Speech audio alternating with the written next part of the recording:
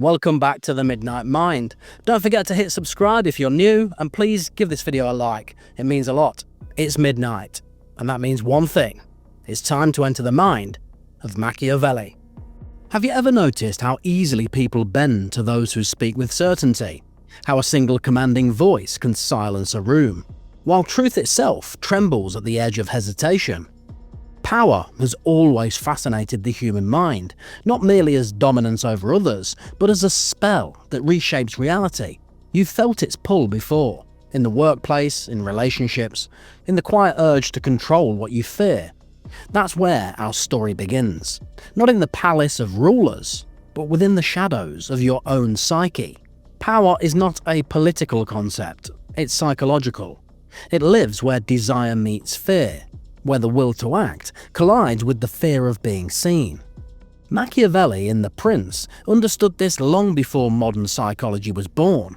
He observed that men are ungrateful, fickle, false, cowardly, and covetous, and that those who wish to rule must know the nature of such creatures. But what Machiavelli described externally, manipulation, strategy, control, Jung saw internally, as forces that govern the soul itself. When these two worlds meet, power becomes something far darker and far more intimate. Carl Jung wrote that the man who is possessed by power has the nature of a demon. It's a haunting statement because it suggests that power doesn't belong to us, we belong to it. The moment you desire control, something begins to stir inside you. It isn't just ambition, it's an archetype, the ancient image of the ruler, the tyrant, the god who commands order from chaos. To chase power is to awaken this force, and once awakened, it hungers. You may think you control it, but in truth, it begins to control you. The first seduction of power is always moral. We convince ourselves that control is necessary, to protect, to improve, to bring order. But the line between responsibility and domination dissolves quietly. Jung would call this the shadow, the repressed self that hides behind virtue. You see it when a leader demands obedience for the greater good, or when you silence a friend for their own sake. The justification masks a deeper truth, a hidden pleasure in commanding the world according to your will. This is the moral camouflage of the ego. Machiavelli knew this instinct well. He wrote that it is safer to be feared than loved. Not because cruelty is noble, but because fear is dependable. He saw love as a fragile loyalty, while fear, properly managed, is an unbreakable chain. And though his words are often read as cynical, they reveal an uncomfortable honesty about human nature. Fear governs far more than politics. It governs the psyche. We obey not because we are told to, but because we fear losing what little control we believe we have. Now imagine Machiavelli's prince meeting Jung's archetype. One governs men through illusion, the other governs the self through awareness. The prince studies manipulation. The Jungian studies the unconscious. Yet both face the same opponent, chaos. The unpredictable storm of human desire. Power, then, becomes the art of shaping chaos, both within and without. The Machiavellian does it through cunning. The Jungian does it through individuation, the process of integrating the shadow, of mastering one's own darkness instead of projecting it upon others. But most never reach this stage. Most are consumed by the archetype itself. They begin to believe that power makes them more real, that without control, they would vanish into insignificance. This is the primal fear of the powerless, annihilation. And so men cling to authority, status, or ideology as shields against their own smallness. Jung would call this identification with the persona, the mask we wear to seem strong. Yet as he warned, the brighter the persona, the darker the shadow. Every act of control casts a reflection, a part of ourselves that grows resentful, waiting to rebel. You've seen this pattern play out countless times. A manager who once sought to lead begins to dominate. A revolutionary who preached freedom becomes a dictator. A lover who promised devotion begins to possess. In every case, the same dynamic unfolds. The ego identifies with power, and the shadow, denied, begins to act in secret. It sabotages relationships, corrupts motives, and turns confidence into cruelty. This isn't politics, it's psychology. The kingdom being ruled and ruined is the self. Machiavelli would not have called it that. He would have said it's simply human nature, that men seek power because without it, they are prey. In his world, morality was not an obstacle to power, but a weapon to wield. Appear virtuous, he said, but do what necessity demands. Jung, however, would look deeper. Necessity is not the root, fear is. When you act from fear, even your strength is reactive. You're not commanding life, you're defending against it. Power without inner knowledge becomes compulsion, an endless need to dominate so you never feel small again. This is where Jung and Machiavelli diverge most. Machiavelli's prince survives by controlling others. Jung's individual transcends by controlling himself. The Machiavellian asks, "How can I rule?" The Jungian asks, "Why do I need to?" Both seek mastery, but one turns outward while the other turns inward. And yet here lies the paradox. Both are right. You cannot command others if you cannot command yourself. But you cannot know yourself without confronting the will to power that already lives within you. This inner confrontation is where true strength begins. Jung called it the process of individuation, the reconciliation of the opposites within the psyche, the drive to dominate and the drive to serve, the lust for control and the longing for meaning. To become whole, you must recognize that these forces are not enemies, but reflections of each other. The tyrant and the saint live in the same soul. Deny one, and it takes control from the shadows. Integrate it, and it becomes power with awareness. Influence guided by consciousness rather than compulsion. That is the first secret of power. To see it not as something you possess, but as something you participate in. The tyrant tries to seize it. The wise man learns to channel it. Jung might say that power, like fire, cannot be owned. It must be contained within form, or it consumes.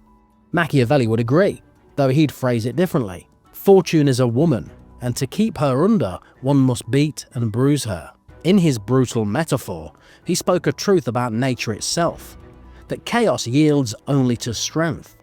But Jung would whisper back, true strength is not domination, but integration. So, before you dream of control over your career, your relationships, your fate, pause and ask, who is it that seeks power in you? The conscious self or the shadow that fears weakness? Because if you don't know, then you are already ruled. The first lesson of power is self-awareness. The second is restraint. And the third, which few ever learn, is this. All power begins with the ability to confront your own darkness, without letting it seduce you. Power rarely begins with violence. It begins with perception. The most effective rulers and the most dangerous manipulators understand that control is not about chains or prisons, but about stories.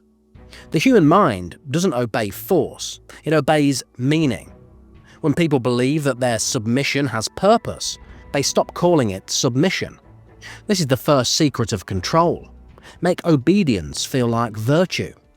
Machiavelli mastered this insight centuries before modern psychology gave it a name. He observed that the prince must appear merciful, faithful, humane, religious, and upright, but must also be ready to act against all these when necessity demands. The illusion of virtue is not deception, it's strategy. The people must see goodness, even when power requires cruelty. Machiavelli's advice was ruthless because it was realistic. He knew that the masses crave symbols, not truths. They need an image of authority to anchor their chaos. Jung, studying the psyche centuries later, would describe the same dynamic in different terms. The projection of the archetype of the father, the eternal ruler who gives order and meaning to life. Jung said that every society is held together by its collective unconscious, the shared myths and symbols that tell people who they are and whom they must obey. The ruler, therefore, doesn't just command through policy, he governs the imagination. He becomes the vessel of the people's unconscious needs, their longing for protection, their fear of freedom, their desire to be told what is right. This is why totalitarian leaders often emerge in times of chaos. They don't seize power, they inherit it from the minds of those who are too frightened to think for themselves. The machinery of control operates most efficiently when fear and meaning are intertwined. Fear alone breeds rebellion, meaning alone breeds apathy. But when fear is justified by a sacred narrative, when obedience becomes moral, the soul is captured completely. Machiavelli's prince used religion and spectacle. Modern systems use ideology, media, and identity. The methods evolve, but the mechanism remains unchanged. Control the story, and you control the mind. Jung might call this a possession of the collective psyche, the moment when individuals stop thinking and start participating in a shared hallucination. You see this in every age. Nations rise and fall upon slogans. Corporations thrive on mythologies of progress and belonging. Even personal relationships mirror the same pattern. The controlling partner cloaks domination in the language of care. I only want what's best for you. The friend who manipulates disguises it as loyalty. These are miniature monarchies of the psyche. Every act of manipulation begins as a distortion of meaning. The victim consents not because they are weak, but because the story they've been told feels true. Machiavelli would applaud this craftsmanship. To him, manipulation was not evil, it was art.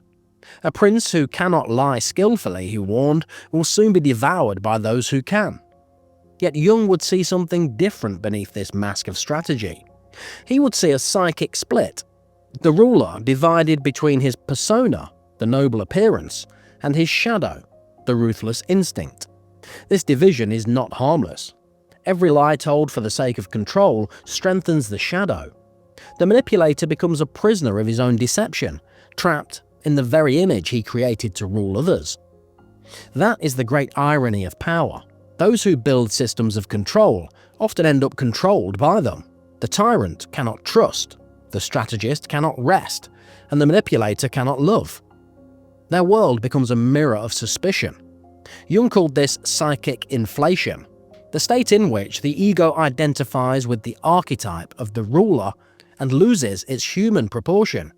When a man believes he is power itself, he becomes possessed by it. Reality bends around his delusion until it collapses. History's fallen empires are monuments to this inner disease. But power doesn't require a throne. Every person in small ways constructs their own hierarchy. You rule your image, your social circle, your online persona. You manipulate perceptions to maintain control over how you are seen. You censor yourself to remain acceptable, and in doing so, you reinforce your own invisible prison. The modern individual, Jung might say, is both ruler and slave, commanding their digital persona while being ruled by the need for validation. Machiavelli's prince has been replaced by the algorithm, yet the psychology remains identical. The machinery of control, then, is not only political or social, it is internal. It begins with self-deception. The moment you start curating your image rather than living your truth, you enter a realm of manipulation. Jung warned that the persona, the social mask, is necessary but dangerous. When you mistake it for your true self, the shadow begins to rule from below. Every repressed impulse seeks expression, and if denied consciously, it returns unconsciously, as anxiety, resentment, or projection. So power dynamics are not born from authority, but from the disowned parts of the soul. Machiavelli's realism offers a brutal mirror to this truth. He would say that the world is filled with deceit, and that one must learn to deceive in return. Jung would counter that the only sustainable power is self-mastery, the ability to confront and integrate one's own deceit. Both perspectives are correct within their domains. Machiavelli's advice keeps you alive in the outer world. Jung's wisdom keeps you alive within the inner one. But when the outer world consumes the inner, when strategy replaces conscience, the machinery turns, and the self becomes another cog in the system of control. To resist this machinery, you must learn to see its patterns. Observe how often power hides behind virtue, how often manipulation wears the face of care. Notice the language of control, how it appeals to fear, guilt, or belonging. When someone says, "it's for your own good," Ask whose good it truly serves. Jung believed that awareness is the first weapon against possession. The moment you see the archetype at work, in politics, religion, relationships, or within yourself, the spell weakens. You begin to act consciously rather than react instinctively. But awareness alone is not enough. You must also confront your own complicity. Every tyrant survives because millions of people prefer comfort to conscience. Every manipulator thrives because their victims fear isolation more than deception. Power systems are sustained not by evil men, but by unconscious ones. Jung saw this as the tragedy of civilization, that our technologies evolve, but our psyches remain medieval. Machiavelli would have smiled grimly at this because it means his insights never lose relevance. In the end, the machinery of control runs on a simple truth. People would rather serve a lie that gives them meaning than face a truth that leaves them alone. That's why every empire, political or psychological, eventually falls. Its lies outgrow their usefulness. The story collapses, and then people awaken to their own shadows. Power, stripped of illusion, becomes raw again. A force neither good nor evil, only dangerous to those who misunderstand it. And that's where the possibility of freedom begins. Not in rebellion against rulers, but in rebellion against unconsciousness. There comes a moment, usually after failure, when the illusion of control begins to crack.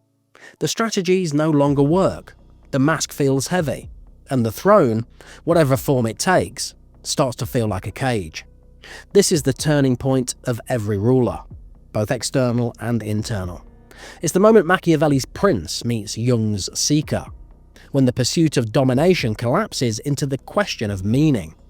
What remains when power no longer protects you? What stands when the machinery of control breaks down? Only one thing: the self, stripped bare. Jung wrote that no tree can grow to heaven unless its roots reach down to hell.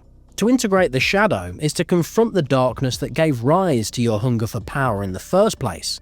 The fear of insignificance, the resentment of weakness, the shame of dependency. These are the true architects of ambition. We seek power not because we are strong, but because we once felt powerless. The Machiavellian adapts by mastering others. The Jungian transforms by mastering the wound. And it's this transformation, not domination, that turns power into wisdom.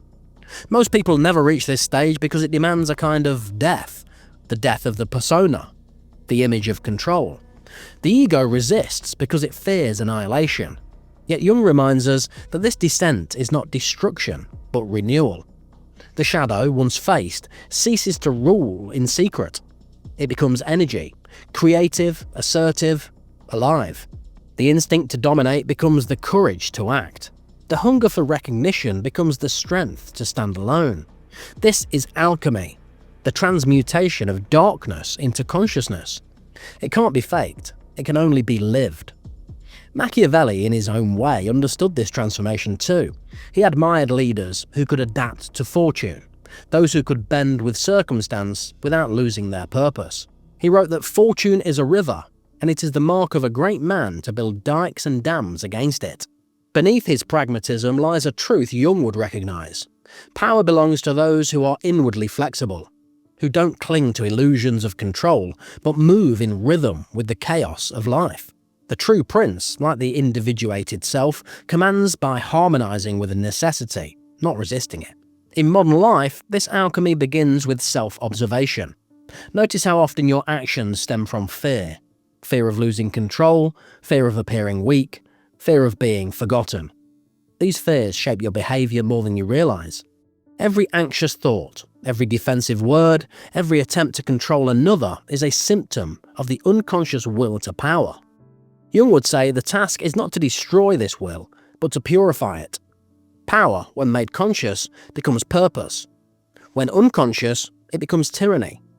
First over others, then over yourself. The Machiavellian persona says, I must appear strong. The Jungian consciousness says, I must be whole. Strength without wholeness leads to cruelty. Wholeness without strength leads to submission. To unite the two is to discover sovereignty, not over others, but over your own being. The sovereign individual doesn't dominate, he radiates. His presence commands not through fear, but through coherence. Others feel his power because he no longer hides from his shadow. This kind of power is rare because it can't be learned through strategy. It emerges through confrontation, the quiet, brutal honesty of self-reflection.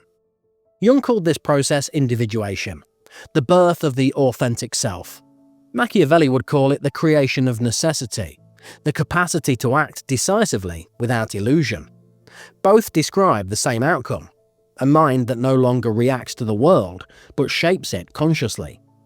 When this happens, power ceases to be an addiction. It becomes a function of being, the natural authority of one who has faced his darkness and returned intact. Consider what happens when such a person enters the world. They are immune to flattery because they no longer need validation. They're resistant to manipulation because they've seen those tactics within themselves. They can wield authority without corruption because they understand its cost. This is the philosopher king Plato imagined, not a ruler by birth, but by depth.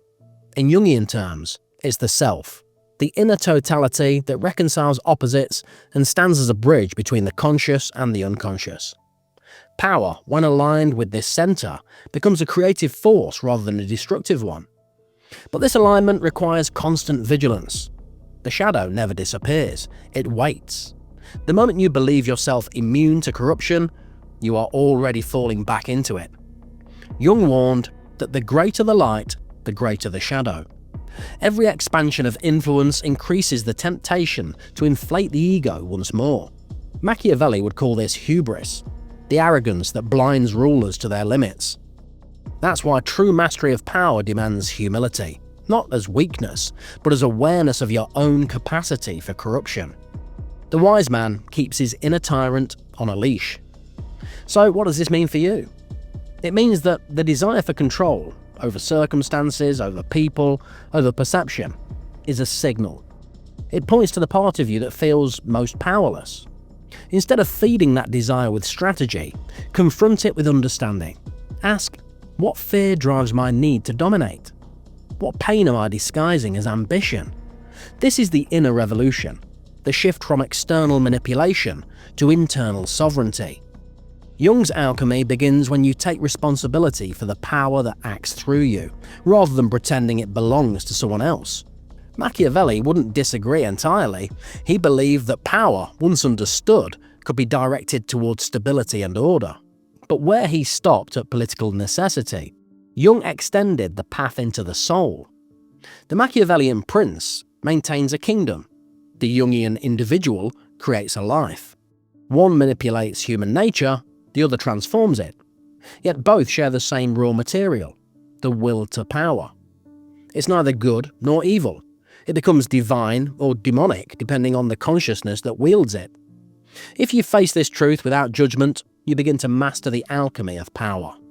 You see manipulation for what it is, a primitive form of control born from fear. You recognize leadership as a spiritual responsibility, not a privilege. And you begin to sense that true authority comes not from the ability to command others, but from the courage to command yourself. This is the paradox of power. When you no longer need it, it begins to serve you. When you no longer seek to rule, you begin to lead. In the end, both Jung and Machiavelli leave you with a warning. Machiavelli says, if you are to rule, be prepared to do what others fear. Jung says, if you are to be whole, be prepared to meet what you fear within yourself. Both require courage. Both demand awareness. But only one leads to freedom. The path of domination ends in paranoia. The path of integration ends in peace. Between the two lies the battlefield of the soul, where every human must decide whether they will serve power or consciousness. Remember this as you return to your world of ambitions, hierarchies, and subtle games. The machinery of control will always exist. There will always be those who seek to rule through fear and those who submit through comfort. But you have a choice. You can remain part of the machinery, or you can become the alchemist, the one who turns fear into clarity and ambition into purpose. That's the essence of the psychology of power, to transform the need to dominate into the will to awaken. So beware of those who promise safety. and beware even more of the part of you that longs for it. Power will always whisper, promising freedom through control. But the only true freedom is inner sovereignty, the state of being no longer ruled by fear, nor by the shadow that feeds it. The world will always obey the powerful, but the soul obeys only the conscious, and in that obedience lies the beginning of mastery. If you've enjoyed this video, please hit the like button for me. I really would appreciate it. And if you have any thoughts on today's episode, I'd love to hear them. Leave me a message down in the comments. If you want to see more videos like this, please subscribe to the channel. Thanks for watching, and I'll see you guys next time.